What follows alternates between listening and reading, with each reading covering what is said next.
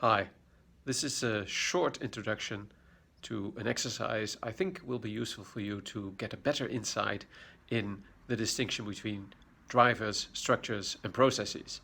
I hope that you'll take it seriously, even though it is, of course, also designed to be a little bit of fun. Good luck!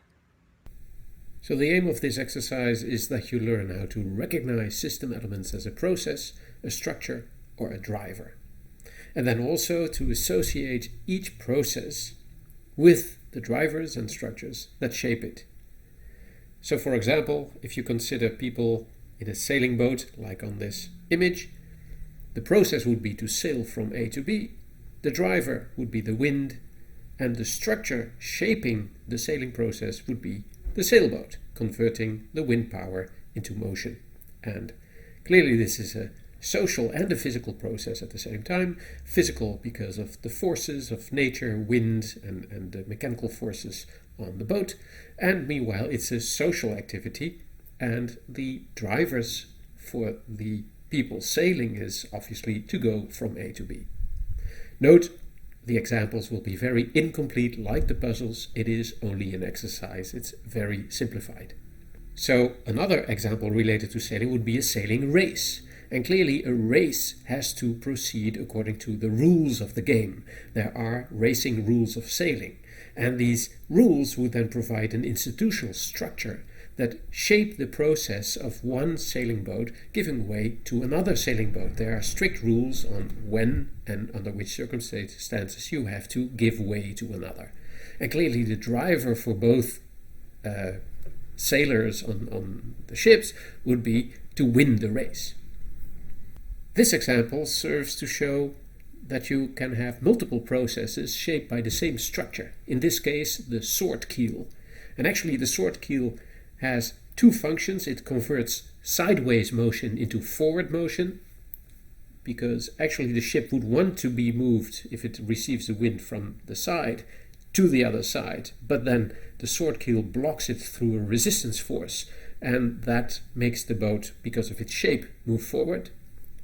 And likewise, it stabilizes the boat because of its weight. A heavy sword keel will pull the boat up, and more will straighten the boat actually, so stabilize it. And there are two drivers here. It's not just the gravity pulling the keel down, but also the buoyancy pushing the ship up. So these are clearly two physical processes shaped by physical drivers, physical forces, and a physical artificial structure. In this case, the boat with a sword keel. Note that some structures and drivers may be contextual. That means that they are not immediately shaping the target process, but they are involved.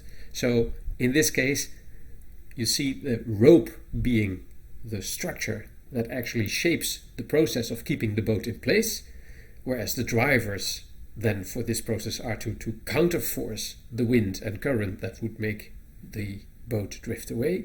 But clearly the rope would not function without an additional structure, the boardwalk, which is much bigger and larger, and to which the rope can be attached. So these two structures are both related to keeping the boat in place, the process. And keeping the boat in place is a function. It's clearly a function of the rope.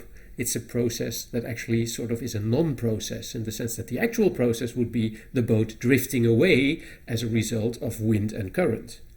But the artifact shapes this process in such a way that it does not occur. And that's why we rename the processes, in this case the process of drifting away, into keeping boat in place, because that is the actual function of the rope. So the first step that we ask you in this exercise is to categorize system elements into three clusters: drivers, structures, and processes. And you can do that by giving them colored rims and putting them in clusters as shown here.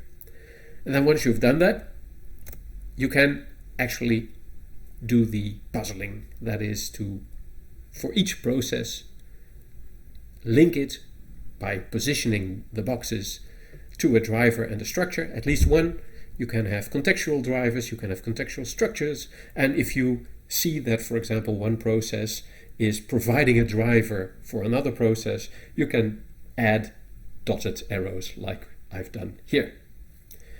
That is the set. So you will be getting a set of these puzzle pieces, if you like, which you then first categorize, and then you make the puzzle the best you can. Larger clusters are, of course, better if you can give combinations. There should be some logic to it, but it's not mandatory as long as you get the processes and the structures and drivers that are associated with these processes right.